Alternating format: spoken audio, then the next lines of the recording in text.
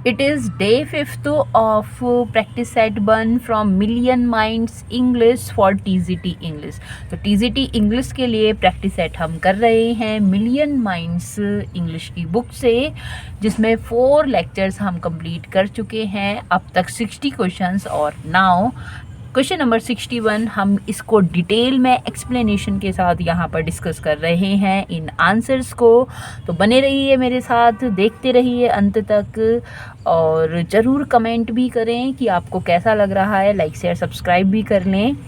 आज का हमारा पहला क्वेश्चन कि Isabel and Luke are the characters in Wordsworth poem.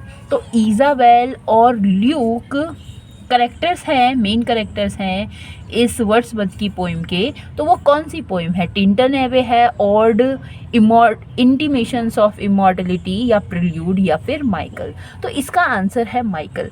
Michael जो पोइम है वह उसका मेन कैरेक्टर ही माइकल होता है, जो कि 80 ईयर ओल्ड है, 80 साल का है, मगर फिर भी उसके अंदर क्या है, बहुत ही ज़्यादा मेहनती है, आर्डुअस है, साहसी है, फर्म डिटर्मिनेशन उसके अंदर है। उसकी पत्नी है इसाबेल जो कि 60 ईयर ओल्ड है। दोनों ही हार्ड वर्क करते हैं। इनका एक सपना भी है और उस सपने को पूरा हो इसके लिए वो अपने बेटे को भी, उनका जो बेटा है ल्यूक, उसको बाहर भेज देते हैं, पर इनका जो सपना है वो पूरा नहीं हो पाता। अब तो important exam points related to William Birds, वहाँ मैंने माइकल को कवर किया है। जहाँ माइकल से जितने भी इम्पॉर्टेंट क्वेश्चंस पूछे जाते हैं वह सब हमने डिस्कस किए हैं उस वीडियो लेक्चर में। मैं आपको डिस्क्रिप्शन बॉक्स में लिंक दे दूँगी, आप वहाँ जाकर उसको ज़रूर वॉच कीजिएगा।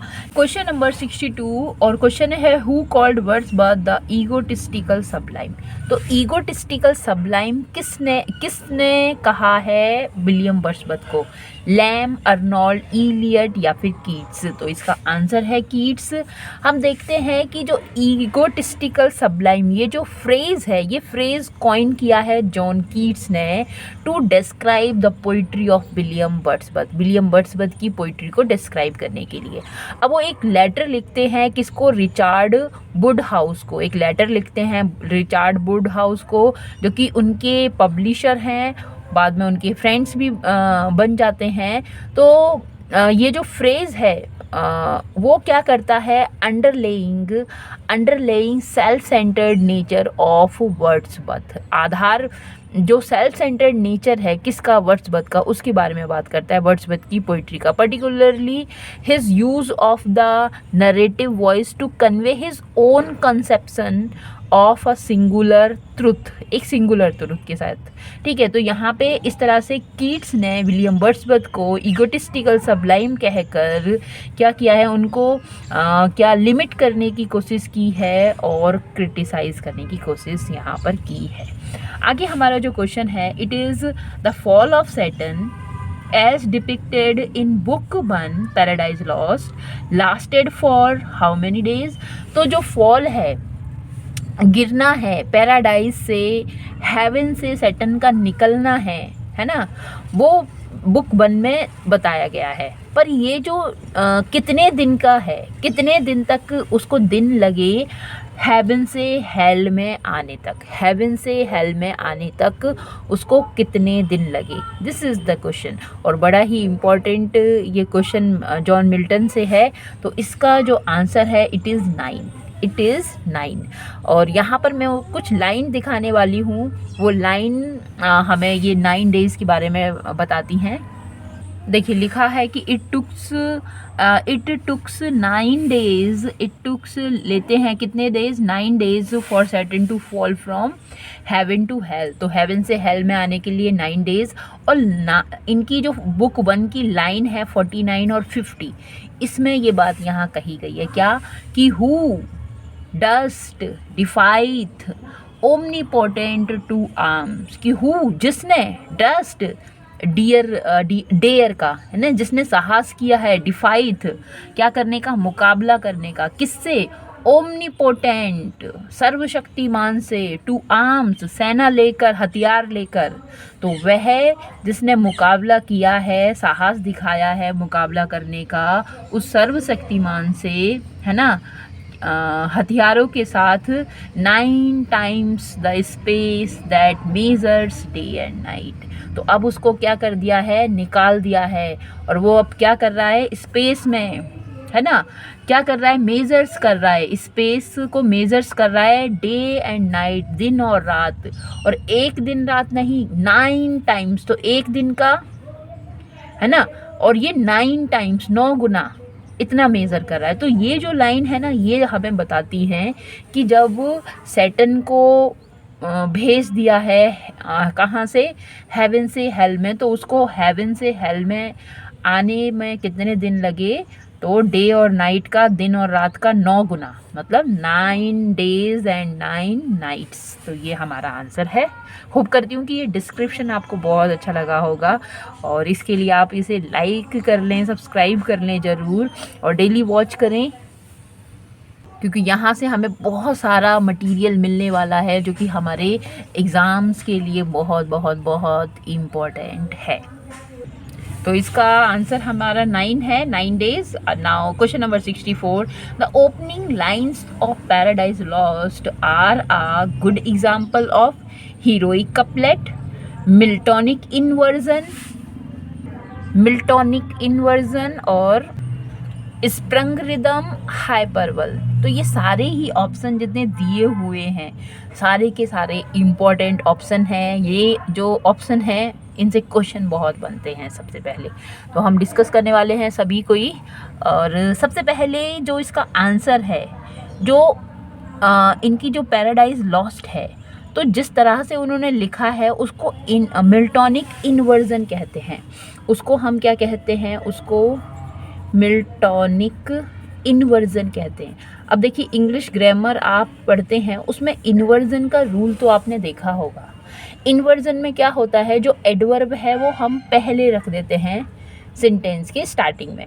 यूजुअली हम क्या करते हैं, हमें पहले सब्जेक्ट चाहिए, नाउन प्रोनाउन, फिर हमें वर्ब, और फिर कोई ऑब्जेक्ट या कुछ और, इस तरह से हम सेंटेंस बनाते हैं। पर जब हम इन्वर्जन का यूज़ कर रहे हैं, ठीक है, तो हम क्या करेंगे, हम कुछ जो ऑब्जेक्ट है या फिर एडवर्ब है, वर्ब है, उसे हम पहले रख देंगे। फॉर एग्जांपल, आपने कहा मेरे कपड़े कहाँ हैं, मेरे कपड़े कहाँ हैं, तो ये एक सेंटेंस है, मेरे कपड़े कहाँ हैं। मगर अगर इसी में मुझे इन्वर्जन करना है तो मैं कहूँगी कहाँ हैं मेरे कपड़े। तो इन्वर्जन हम करते हैं किस लिए, हम किसी सेंटेंस को, अपनी बात को जोड़ देकर कहने के लिए, कि खूब लड़ी मर्दानी वो तो झांसी वाली रानी थी। तो खूब लड़ी इस बात को कि झांसी वाली रानी खूब लड़ी थी, वह मर्दानी थी, तो खूब लड़ी मर्दानी। तो इस तरह की बहुत सारी पोइट्रीज़ हैं। उनमें से जब हमारा पैराडाइज लॉस्ट स्टार्ट होता है तो उसकी ओपनिंग लाइन है कि ऑफ मैंस फर्स्ट डिसओबीडियंस। अक्सर क्वेश्चन ये भी पूछ लिया जाता है कि भाई जो पैराडाइज लॉस्ट स्टार्ट होता है तो कौन से पार्ट्स ऑफ स्पीच से स्टार्ट होता है। तो the parts of speech is of, और इसको क्या कहेंगे, हाँ, of parts of speech preposition of से ये स्टार्ट होता है। तो ऑफ मिल्टन्स फर्स्ट डिसओबीडियंस, मैं क्या मिल्टन बोल रही हूँ, ऑफ मैंस फर्स्ट डिसओबीडियंस। तो यहाँ इस तरह से ये स्टार्ट होता है, और यहाँ हमें इन्वर्जन दिख रहा है, ठीक है।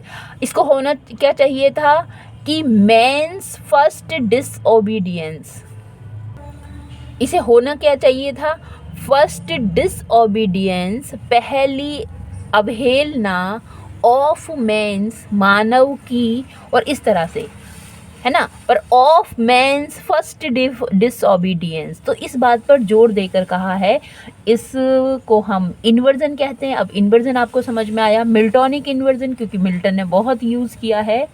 तो ये हाइपरबल भी नहीं है, हाइपरबल एक फिगर ऑफ स्पीच है जहाँ पर बातों को बढ़ा चढ़ा कर कहा जाता है। सोनेट्स हम पढ़ते हैं, है ना, तो ये हमने डिस्कस किया है। स्प्रंग रिदम क्या होता है।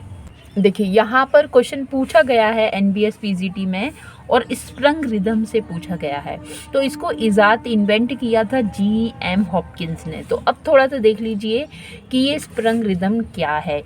यहाँ मैंने डिस्कस किया है इसको लिटरेरी टर्म्स की जो टेस्ट सीरीज़ है प्रीवियस ईयर क्वेश्चंस की, यूथ कंपटीशन टाइम्स की इस बुक से, उसमें मैंने इसको डिस्कस किया था और लिंक मैं डिस्क्रिप्शन बॉक्स में आपको दूंगी। वो बहुत ही अच्छा सीरीज़ है और जिसकी वजह से हम क्या करते हैं, इस तरह के जो क्वेश्चन है ना उनको हम देख सकते हैं। ठीक है, अच्छा, तो ये जो स्प्रंग रिदम है एक पोइटिक रिदम है जो डिज़ाइन की जाती है क्या करने के लिए, इमिटेट करने के लिए, नकल करने के लिए। किसको? रिदम को, नेचुरल स्पीच की जो रिदम है उसको।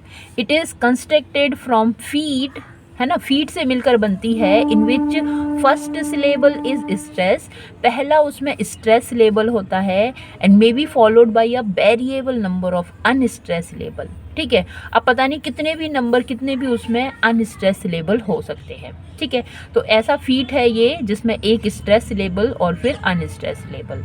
द ब्रिटिश पोइट और क्या, Gerald mainly Hopkins, GM Hopkins के नाम से ये प्रसिद्ध हैं। तो इसीलिए मैंने आपको सोनेट कह रही थी अभी, कर्टेल सोनेट। कर्टेल सोनेट भी क्वेश्चन आता है और जीएम हॉपकिंस ने ही इजाद किया है। तो क्लेम करते हैं, claimed to have discovered this previously unnamed poetic rhythm in the natural pattern of English in folk songs, spoken poetry, Shakespeare, Milton, etc. ठीक है, तो ये मैंने स्प्रंग रिदम के बारे में आपको यहाँ बताया। हीरोइक कपलेट की चलिए तो हाइपरबोल आप जानते ही हैं, स्प्रंग रिदम की हमने बात कर ली। मिल्टोनिक इन्वर्जन इसका आंसर है।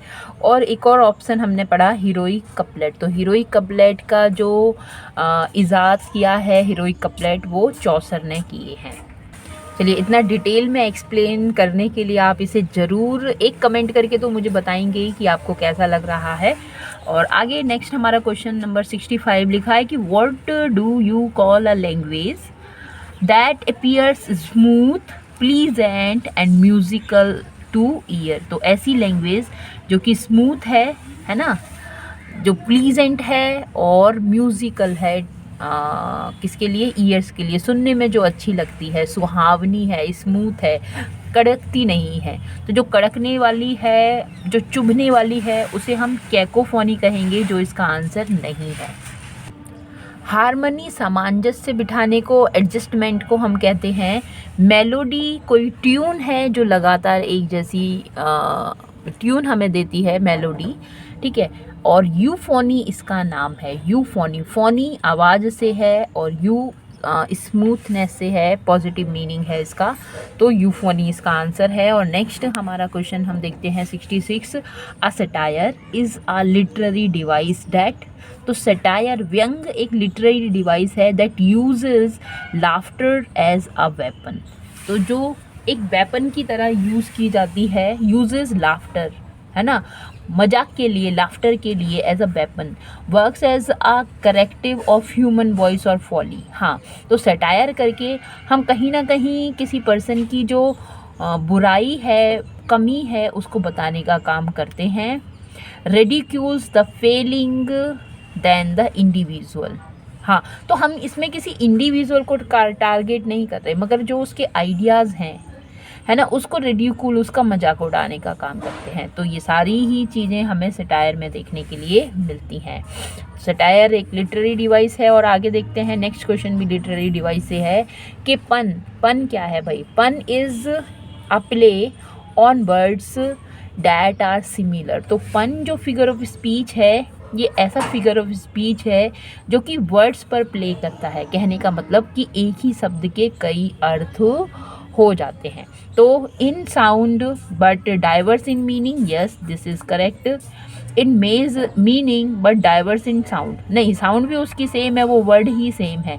Both in sound and meaning, नहीं, दोनों चीज़ उसकी सेम नहीं है। Both in sound and meaning but with different spelling, no, ये भी नहीं है। तो हमारा ऑप्शन नंबर ए करेक्ट यहाँ हो जाएगा। For example, if a man loses his wife, he pines for second। तो यदि कोई व्यक्ति अपनी वाइफ को लॉस कर देता है ना, खो जाती है, उसकी वाइफ चली जाती है, तो he pines for second। तो अब यहाँ सेकंड के दो मीनिंग है, यहाँ पर पन है इसमें। तो इसका मतलब ये कि कितने समय तक? सेकंड तक, बस 2 सेकंड का दुख है उसका, और दूसरा सेकंड दूसरी के लिए, ठीक है। तो यहाँ इस तरह से पन हम देखते हैं। और आगे नेक्स्ट क्वेश्चन हम अपना देखते हैं, क्या लिखा है कि an intelligible speech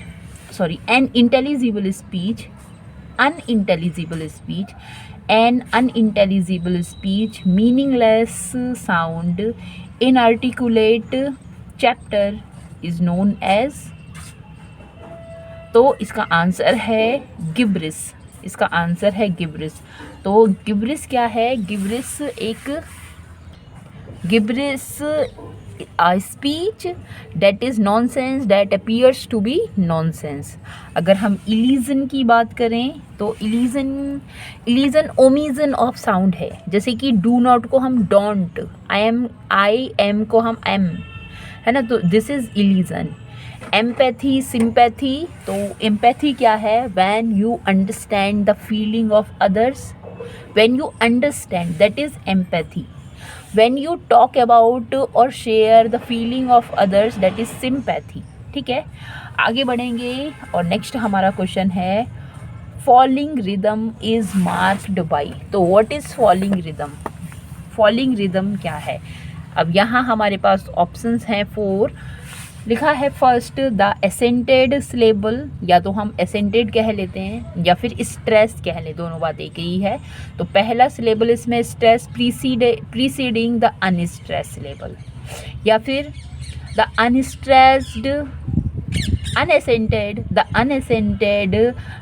the accented syllable preceding, या the accented syllable follows the accented, या फिर the accented syllable follows the अनएसेंटेड।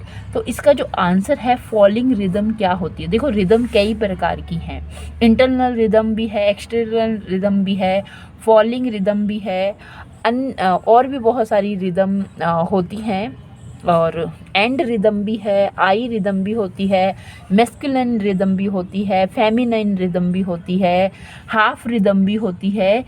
इन सबको मैंने डिटेल में किया है एक्सप्लेन, लिंक डिस्क्रिप्शन बॉक्स में दे दूँगी, वहाँ से आप ये रिदम से रिलेटेड जितने भी क्वेश्चन हैं वो आपको समझ में आ जाएंगे। और ये रिदम नहीं, रिदम है, ठीक है।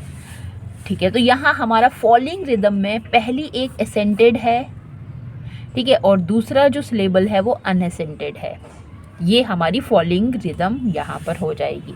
मगर अब आपको ये बताना है, क्योंकि जो मैंने कल की क्लास में और परसों की इस वीडियो में डिस्कस किया था कि जब हमारा एक पहला सिलेबल स्ट्रेस है और दूसरा अनस्ट्रेस है, पहला सिलेबल स्ट्रेस और दूसरा अनस्ट्रेस, तो इस फीट को हम क्या कहेंगे? इस फीट को हम कौन सा नाम देंगे? ये आपको कमेंट बॉक्स में बताना है। और अगर नहीं पता तो कल वाला आप ज़रूर देख लीजिए, है ना, लेक्चर जो है परसों वाला, मीन्स डे 3, ठीक है, आपको पता चल जाएगा। वहाँ मैंने रिदम को भी, मीटर को भी डिस्कस किया है। नेक्स्ट हमारा क्वेश्चन है whose reign forms are transmission in English literature. Whose reign, किसका शासन था जब हमें इंग्लिश लिटरेचर में ट्रांजिशन दिखाई देता है, ट्रांजिशन, परिवर्तन, तो कौन की सत्ता थी, किसकी सत्ता थी उस समय? जो इस बुक में हमारा आंसर दिया है वो विलियम थर्ड दिया है। इस बुक में जो आंसर दिया है, the answer is William Third. But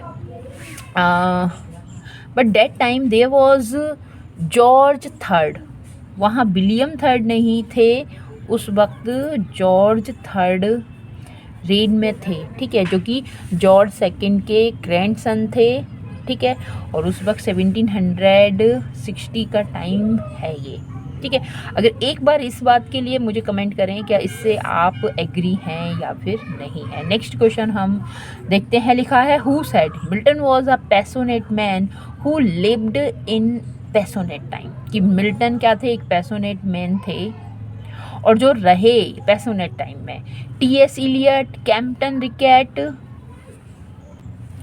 John बैली या फिर L.A. रिचर्ड। तो इसका आंसर है जॉन बैले। जॉन बैले को उनका बायोग्राफर माना जाता है, मिल्टन का बायोग्राफर इनको माना जाता है। Next question number 72, choose the correct antonym of the word arcane. तो आर्केन का मीनिंग रहस्य से होता है, means known or knowable only to a few people, कुछ ही लोगों के द्वारा जो जाना गया है, तो वो आर्केन है। मिस्टीरियस रहस्य हो जाएगा इसका ही सिनोनिम, सीक्रेट भी हो जाएगा। आंसर इसका दिया हुआ है डी, और वो भी एंटोनिम में। तो एंटोनिम में तो इसका आंसर डी नहीं हो सकता। आपकी क्या राय है, आप बताइएगा। ठीक है, बुक में आंसर डी दिया हुआ है। और एंशिएंट अनइंटेलिजिबल, तो जो आर्केन है तो उसका मतलब मिस्ट्री, रहस्य, सीक्रेट हो गया। और फिर इसका जो एंटोनिम होगा तो वो क्या होगा, कॉमन, ओपन, वेल नोन, इस तरह के वर्ड्स इसके एंटोनिम हो जाएंगे। नेक्स्ट हमारा जो क्वेश्चन है, हमें एंटोनिम बताना है अगेन, प्रोडिगल। तो प्रोडिगल ऐसा व्यक्ति होता है जो स्पेंडथ्रिफ्ट है, खर्चीला है, ज़्यादा खर्च करने वाला है। तो इसका अपोजिट हो जाएगा क्या, इकोनॉमिकल। तो इकोनॉमिकल जो व्यक्ति है वो कैसा होता है कि बड़ा ही सोच समझ के अपने पैसों को खर्च करता है। यहाँ पर वो अपनी कंसाइंस दिखाता है खर्च करने के लिए। बाकी अदर वर्ड्स बड़े ही ईजी हैं, डेवलपिंग, बढ़ते हुए, डिसअपियरिंग, गुम होते हुए, और वंडरफुल, आश्चर्यजनक। नेक्स्ट हमारा जो क्वेश्चन है, मोंग्रेल। तो मोंग्रेल का मीनिंग क्या होता है, मोंग्रेल मिक्स ब्रेड है कि ब्रीड, सॉरी मिक्स ब्रीड है ना, जो नस्ल की मिलावट, जैसा कि आजकल चल रहा भी है। ठीक है, बहुत सारी जो नस्ल हैं विदेशी, जो HF वाली है उसको मिला दिया जाता है मोंग्रेल, है ना। प्योर ब्रीड अब नहीं है, इसका मतलब नहीं है, ये तो अपोजिट हो जाएगा, है ना। इग्नोरेंट, अज्ञान, फेमिलियर, जानने से है, पर इसका मतलब हो जाएगा कंपोजिट। तो मोंग्रेल करके किसी को गाली भी दी जाती है, मोंग्रेल डॉग मिलते हैं। खैर, नेक्स्ट हमारा क्वेश्चन पंक्चुएशन से है, और आज का लास्ट लिखा है कि history, it has been said, is the essence of innumerable biography. ये किसी ने कहा भी है, history it has been said, कि इतिहास ऐसा कहा जाता है क्या है, एसेंस, सार है, किसका, इन्यूमरेबल, है ना, असंख्य बायोग्राफीज़ का। तो बायोग्राफी में हम किसी एक की बायोग्राफी पढ़ेंगे, पर हिस्ट्री अगर हम पढ़ते हैं तो ना जाने कितनों की बायोग्राफीज से हम अवगत हो जाते हैं। तो जिस तरह से मैंने इसको पढ़ा है, अब आप समझ ही गए होंगे कि इसमें जो पंक्चुएशन है वो कहाँ कहाँ है। तो इसके लिए हमारा ऑप्शन नंबर जो बी है वो करेक्ट हो जाएगा।